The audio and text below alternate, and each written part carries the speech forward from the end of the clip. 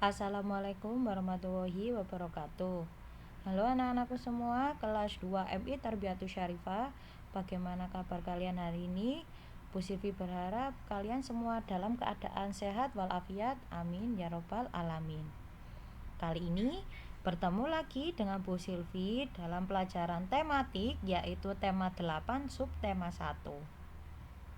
Jadi anak-anak, sebelum kita memulai pelajaran hari ini, kita berdoa terlebih dahulu agar ilmu yang kita dapatkan bermanfaat bagi kita semua. Bismillahirrohmanirrohim. Oke, sekarang kita akan membahas yaitu materi tentang tematik tema 8 subtema 1. Oke anak-anak, tentang apa?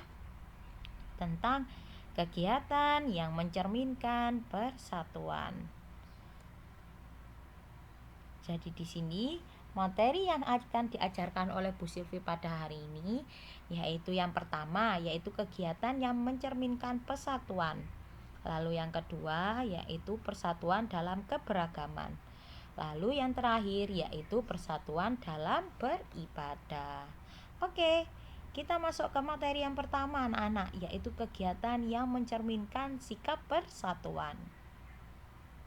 Jadi anak-anak, apa sih kegiatan yang mencerminkan sikap persatuan ini?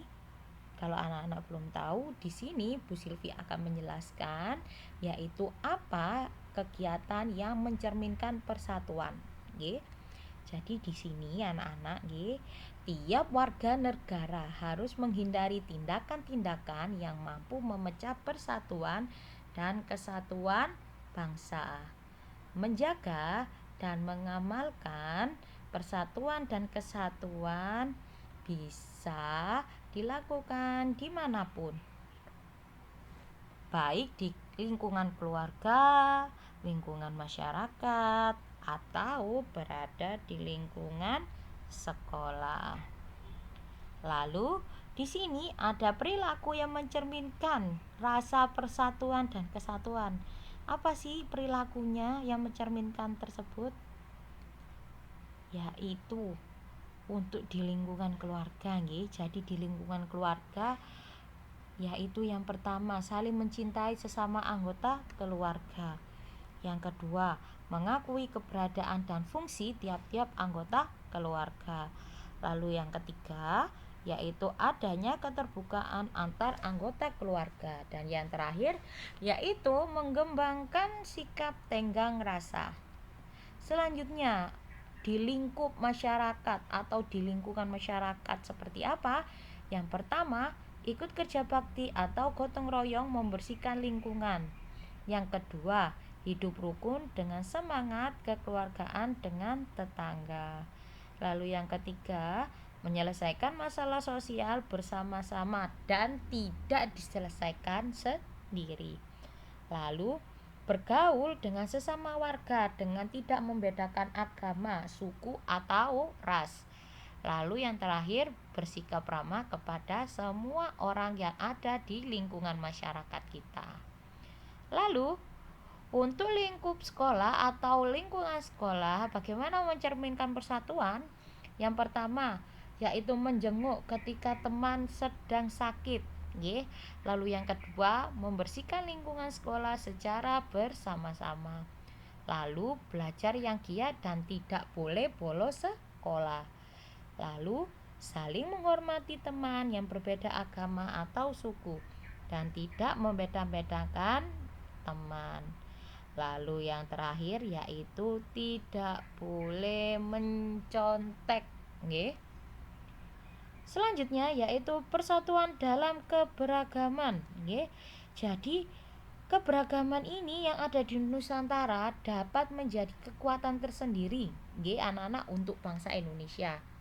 Kendati demikian, keanekaragaman tersebut juga bisa memicu permasalahan apabila tidak ada persatuan dalam masyarakat. Oleh karena itu, masyarakat harus bersatu agar dapat hidup dengan damai dan tentram. Selain itu, masyarakat juga harus menjaga keanekaragaman budaya agar budaya di Indonesia tidak terkikis oleh perkembangan zaman. Di sini, bagaimana sih cara menunjukkan persatuan dan kesatuan ini? Yang pertama yaitu kita harus menghargai dan menghormati agama dan kepercayaan lainnya dengan kita tidak mencampuri urusan peribadahan atau tidak memaksakan agama pada orang lain. Jadi kita wajib menghargai dan menghormati. Kita tidak boleh memaksakan teman kita harus mengikuti agama kita. Itu tidak boleh. Walaupun kita berbeda agama, kita wajib hukumnya untuk saling menghargai dan menghormati. Lalu yang kedua, kerja bakti dan gotong royong demi kepentingan bersama. Yang ketiga, tidak bersikap diskriminatif atau membedakan perlakuan dengan berdasarkan suku, asal daerah, kebudayaan, agama, ras, dan sebagaimana. Lalu yang terakhir yaitu mengutamakan musyawarah, mufakat dalam pengambilan keputusan, juga dalam menyelesaikan konflik.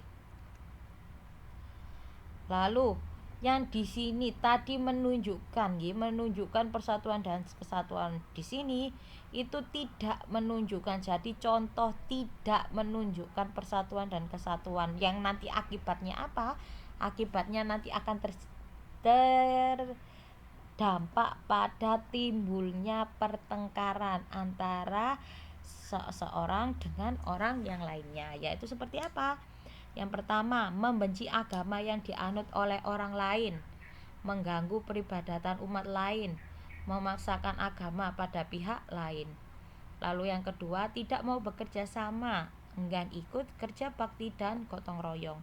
Yang ketiga, diskriminatif, pilih-pilih teman, hanya mau bergaul dengan teman seagama, teman sedaerah, teman sesuku, teman seras, dan sebagainya. Lalu yang terakhir yaitu enggan bermusyawarah, menyukai pertikaian dan perpecahan provokatif dan lain-lainnya. Di sini kegiatan yang mencerminkan persatuan dalam beribadah. Yang pertama, bekerja sama mempersiapkan kegiatan keagamaan. Jadi ketika kita ada kegiatan keagamaan seperti kalau agama Islam itu ada Idul Fitri, terus agama Kristen ada yang merayakan Natal, kita wajib mempersiapkannya kegiatan keagamaan dengan secara bersama-sama, tidak kita lakukan secara sendiri. Lalu bekerja bakti membersihkan tempat ibadah, jadi kita membersihkan tempat ibadah secara bersama-sama. Lalu bekerja sama mengumpulkan dana untuk kegiatan bakti sosial. Oke, tadi setelah Bu Silvi menjelaskan apa itu tadi persatuan dan kesatuan itu di lingkungan sekolah, di lingkup masyarakat, di lingkup rumah, terus bagaimana sikap yang menunjukkan bagaimana itu persatuan di lingkungan. Sekarang tugas untuk kalian di rumah adalah silahkan kerjakan tugas ini, 5 soal, dan silakan kerjakan di buku tugas kalian masing-masing. Oke, sekian pelajaran dari Bu Silvi hari ini. Semoga bermanfaat bagi kita semua. Bu Silvi mengucapkan selamat menunaikan ibadah puasa. Semoga puasa kita hari ini diberikan keberkahan dan penuh sampai dari awal sampai akhir. Amin ya robbal alamin. Sekian pelajaran dari Bu Silvi hari ini. Bu Silvi akhiri. Wassalamualaikum warahmatullahi wabarakatuh.